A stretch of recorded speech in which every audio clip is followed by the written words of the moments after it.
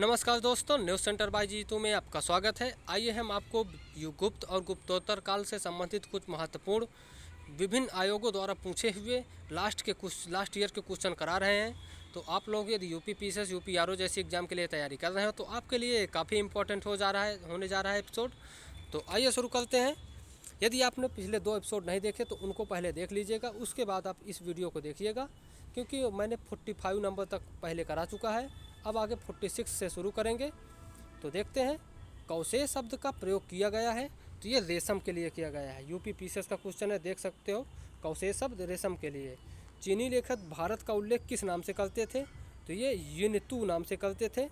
UP PCS 2013 का question है, यिनतू, option B.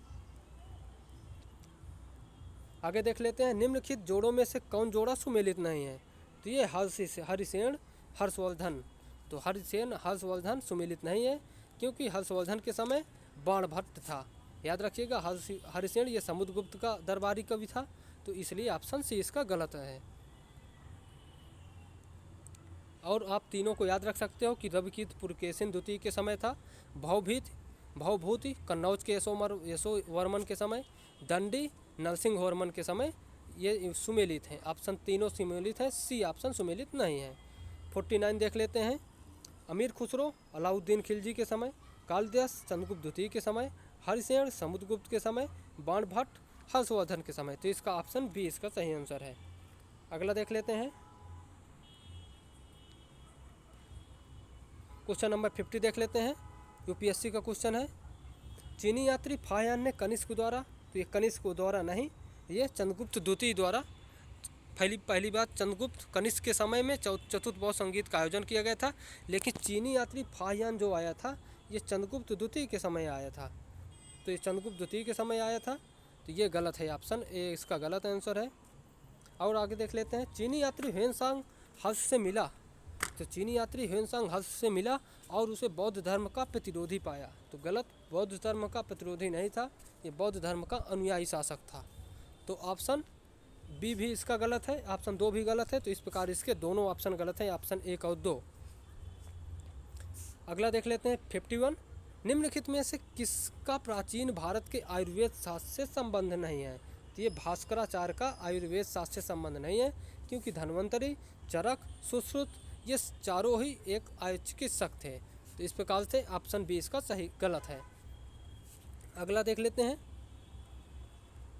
निम्नलिखित में से कौन गुप्त काल में अपनी आयुर्विज्ञान विषयक रचना के लिए जाना जाता है, तो ये सुश्रुत। तो ऑप्शन डी इसका सही आंसर है, सुश्रुत आयुर्विज्ञान विषयक रचना के लिए जाना जाता है, और ये गुप्त काल का था। आगे देख लेते हैं 53। विशाख दत्त के प्राचीन नाटक मुद्रा राक्षस की विषय वस्तु क्या थी, ये आईएएस का क्वेश्चन है। तो मुद्रा राक्षस की विषय वस्तु थी चंद्रगुप्त मौर्य के समय राज दरबार की दुर्लभ संधियों के बारे में इसमें वर्णन किया गया है। तो मुद्रा राक्षस में चंद्रगुप्त मौर्य के समय राज दरबार की दुर्लभ संधियों के बारे में वर्णन किया गया है, तो ये इसका सही आंसर है। अगला देख लेते हैं। शूद्रक द्वारा लिखी हुई प्राचीन भारतीय पुस्तक मृच्छकटिकम का विषय क्या था, तो मृच्छकटिकम का विषय था, ये एक धनी व्यापारी और एक गणिका की पुत्री की प्रेम कथा थी इसमें। ऑप्शन ए इसका सही आंसर है। तो आईएएस 2003 में पूछा हुआ क्वेश्चन है कि शूद्रक द्वारा लिखी हुई प्राचीन पुस्तक मृच्छकटिकम का विषय था, तो एक धनी व्यापारी और एक गणिका की पुत्री की प्रेम कथा। 55 देख लेते हैं। गुप्त काल में लिखित संस्कृत नाटकों में स्त्री और शूद्र बोलते थे, तो ये प्राकृतिक भाषा बोलते थे। ऑप्शन बी इसका सही आंसर है। अगला देख लेते हैं 56। आदिशंकर जो बाद में शंकराचार्य बने, उनका जन्म कहाँ हुआ था, तो ये केरल में हुआ था। ये भी याद रखिएगा, केरल में इनका जन्म हुआ था। ऑप्शन बी इसका सही आंसर है। अगला देख लेते हैं। निम्नलिखित कथनों में से कौन सा 8वीं शताब्दी के संत शंकराचार्य के बारे में सही नहीं है, तो ये सही नहीं है। ऑप्शन सी, उन्होंने प्रयाग को तीर्थराज नाम दिया, तो ऑप्शन सी इसका सही नहीं है, उन्होंने प्रयाग को तीर्थराज नाम दिया। अगला देख लेते हैं 58। आदि शंकराचार्य द्वारा स्थापित 4 मठ स्थित हैं, तो ये जोशी मठ, द्वारका, पुरी, श्रृंगेरी।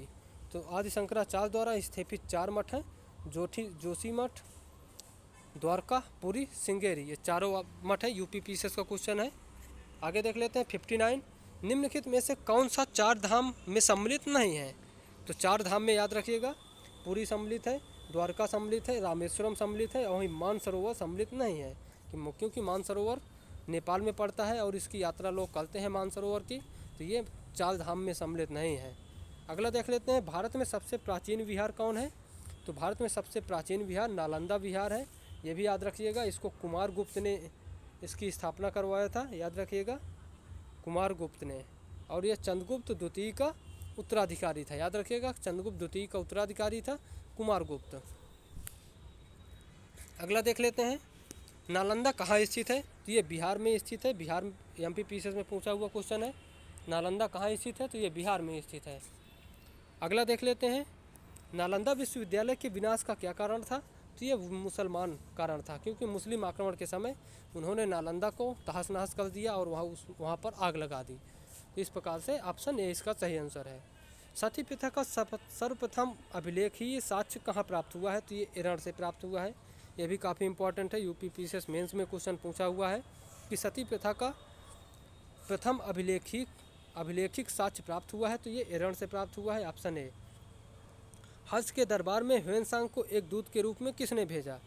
तो ये ऑप्शन डी इसका सही आंसर है, उपर्युक्त में से कोई नहीं। यूपी पीसीएस 2007 में क्वेश्चन पूछा गया है, हर्ष के दरबार में ह्वेनसांग को एक दूत के रूप में किसी ने नहीं भेजा था, वह खुद भारत में बौद्ध धर्म की शिक्षा ग्रहण करने के उद्देश्य से आया था। आगे देख लेते हैं 65 नंबर क्वेश्चन, सम्राट हर्ष ने अपनी राजधानी थानेश्वर से कहाँ स्थानांतरित की थी?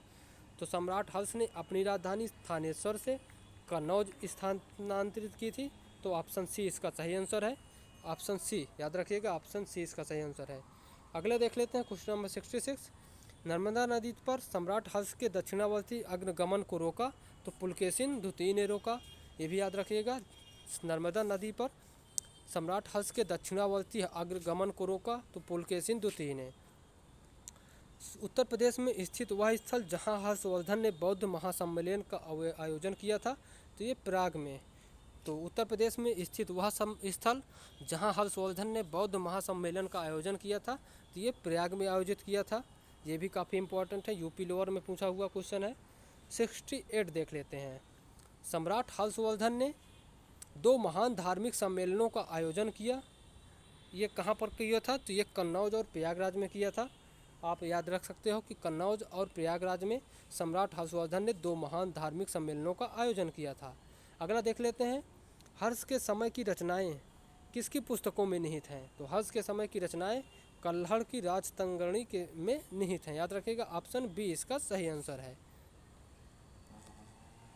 अगला देख लेते हैं क्वेश्चन नंबर 70 नंबर, हर्षवर्धन के शासनकाल में किस चीनी यात्री ने भारत की यात्रा की? तो हर्षवर्धन के शासनकाल में ह्वेनसांग ने यात्रा की थी। तो हर्षवर्धन के शासनकाल में ह्वेनसांग ने यात्रा की थी, ये भी याद रखिएगा, ह्वेनसांग। तो ओके दोस्तों, थैंक यू, बाय, मिलते हैं आपसे नए वीडियो में।